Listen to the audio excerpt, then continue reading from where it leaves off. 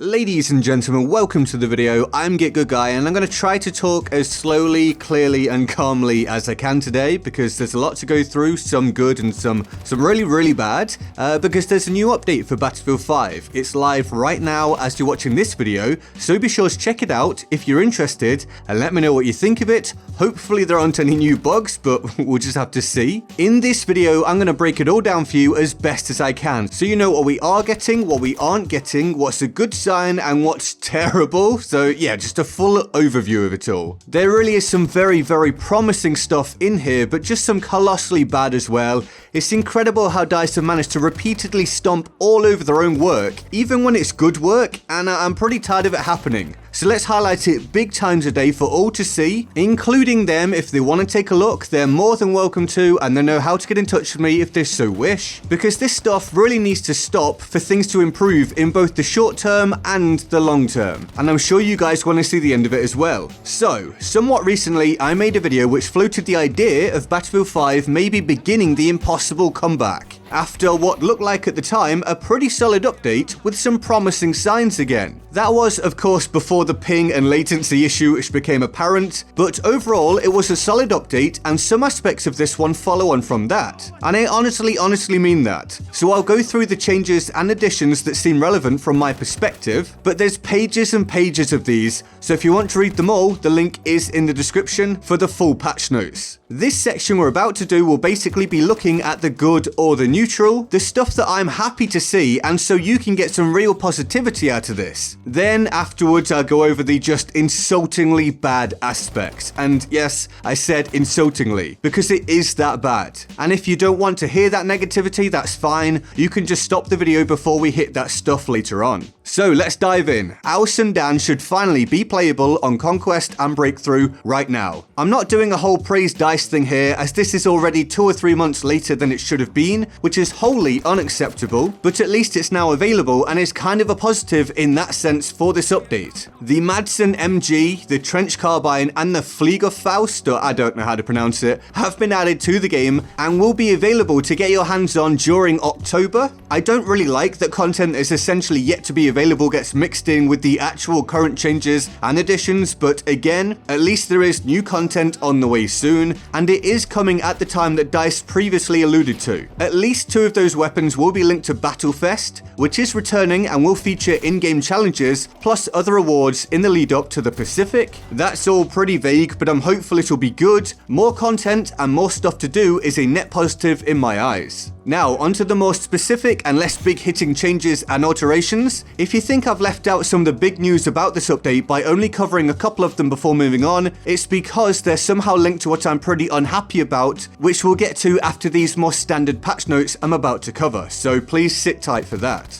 Sidearm damage on the whole has been improved, making them more viable at extended ranges than before. This is likely a result of almost everyone using the revolver, except me apparently, as I use the Repeatary Pistola, but yes, there should be more sidearm diversity now. What I didn't expect though is the revolver getting nerfed again at the same time. I feel like you don't really need to bring one thing down when you bring all the rest up, but that's up to them. But it now does less range damage, requiring extra bullets to kill depending on how far away the target is.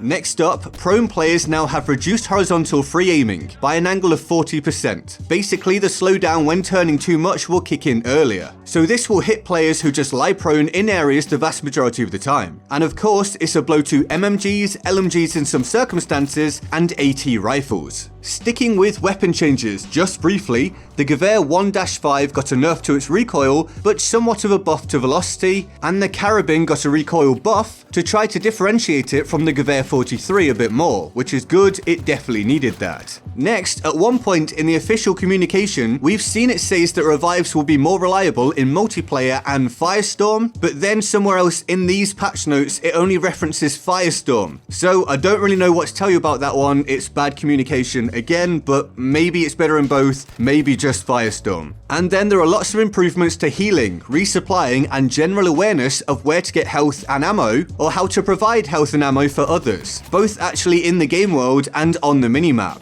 A lot of this looks pretty excellent. They're really small tweaks, but altogether they could be a fantastic addition. The minimap will have blinking friendly medics and health stations when you need healing. You can also see the distance to them. Medics are easier to identify in the world if you need health, as their kit icon will appear from further away. Medics themselves can now see a passive request health indicator on friendly injured players up to 18 meters away, which matches the bandage throw distance. Medics can also see direct requests for health up to 40 meters away, and the same goes for support and ammo resupplies. Also, similar changes have been made for supports and vehicles requesting repair if that support has the repair tool. And I know this might sound a little light on the ground for a patch that was pretty massively hyped up by DICE themselves, and that's because, well, it really is. Although there are tons and tons of little changes, which is good, too many of them are fixes for things that previous patches broke or just didn't function whenever they were introduced. It is for sure a positive to have so many things changing though, and I wish I could make these big health, ammo and in-game feedback improvements the main focal point of this update. That would be great, it almost deserves it, but I can't. It's just not an option with what else we have left to talk about. So let's hit on why I'm so frustrated and why the community seems to be incredibly mad at DICE again. And for those of you who want to say just play something else then, if you can't understand why that's not a viable option for someone like me, then I have no idea what to tell you, and shouts like that don't do anything for the existing community who still want to enjoy the Battlefield franchise. If you don't want to hear negativity, please turn off the video now. If you want to get the full story, here we go. So let's use an analogy. I don't know how it works in the rest of the world, but here in the UK, you aren't allowed to give a bad reference for a former employee applying for another job. You either write the reference including only positive points, or you decline to write the reference at all, meaning that sometimes the interesting aspects of a reference are what appears to be left out. Well, the same thing now very much applies for Battlefield patch notes, because what we aren't getting is what's really hitting home. And I don't mean things we just want, things we speculate about, I mean even more things that we were directly told we would get, all combined with atrocious communication. So when we were told that private games were coming, and that there would be consistent communication, that didn't happen. In fact, information was very sparse, and still private games didn't turn up. Then we finally heard that private games would come this month, but then we heard nothing for almost the entire month. Remember this also happened with the competitive mode? Well, I eventually tweeted about how the radio silence on that wasn't okay, and as bad luck would have it, it then got cancelled later that very same day.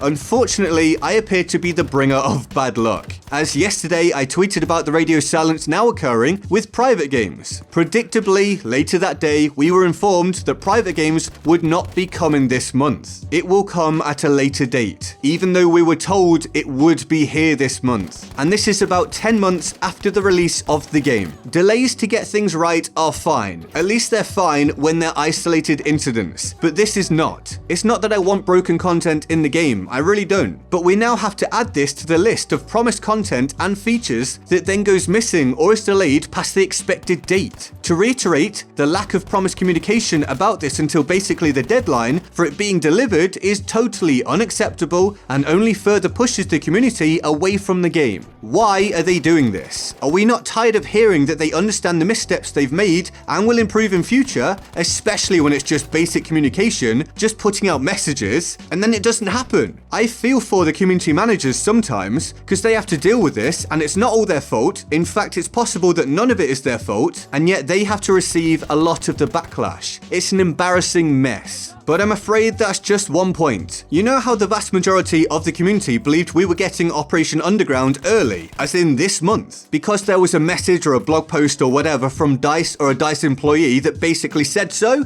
Well, that wasn't true, or at least it wasn't accurate. It's now not available until October. The official line is now that it's in the game files for this update, but not playable. So my question is, who the hell cares about that? It being in the game files holds no relevance at all. We can't play it. I've seen from, I believe, a community manager that this communication was an error on the DICE employee's part. So why does this keep happening? Do they as a collective have any idea what's happening at any point with this game? Why can't they get the story straight? Why does nothing work how they say it's going to work? How can we consistently be told one thing and then receive another? How many roadmaps can be inaccurate? And I'm forced to play that game again where I ask, is it incompetency, lies, or both? Are we supposed to believe that nobody involved saw the community mentioning and being excited about Operation Underground coming early, as in September September. Like, seriously, are we supposed to believe that they didn't see it mentioned by some creators? Or if they did, are we supposed to believe that they chose to do nothing about it? And does this not sound like them trying to get through on a technicality, saying, oh, well, it is in the update, you just can't play it?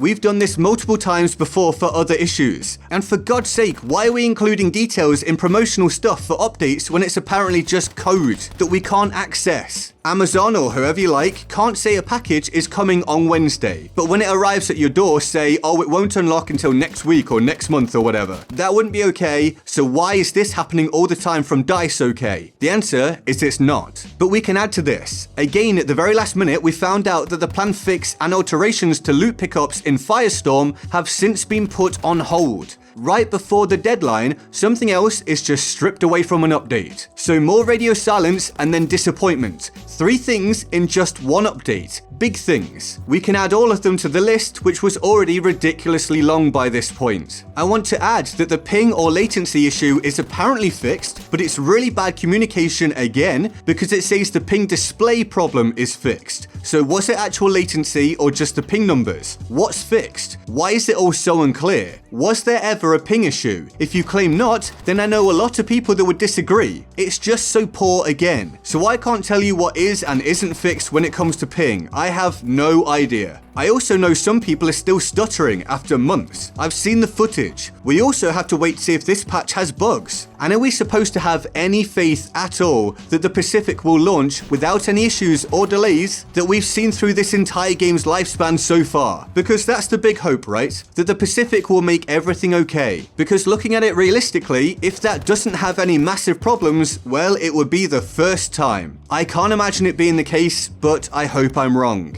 And so that is the update, and that's why I and many are so frustrated that DICE continue to ruin their own good work. I enjoyed making a positive video about this game before. I don't often get to do positive updates, and then I can start this one off with positives and then have to go right back to asking what on earth are they doing? Taking good work and ruining it, or taking bad work and making it worse? Communication is supposed to be the easy part, and they can't even get that right consistently. And deadlines have become entirely meaningless, as have roadmaps and any messages from DICE employees. I don't know what more to say about it. So if you enjoyed or found the video informative, then please consider hitting the like button. A dislike is fine if not, if you know you have a good reason. Subscribe and turn on notifications to stay up to date. Follow me on Mixer at mixer.com/GetGoodGuy. A link is also in the description. And while you're down there in the description, feel free to also join my Discord server. Here's the Board of Awesome for the epic people who support the channel on Patreon. They're all absolute heroes and I love them all deeply and of course, often. If you want to join them on the Board of Awesome, the link to the Patreon page is in the description and my pinned comment. And with that all said, I'm GetGoodGuy and I'll see you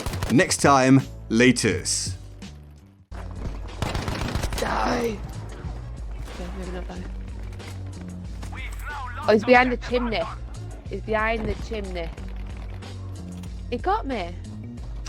Oh, I really don't want this to hit this body.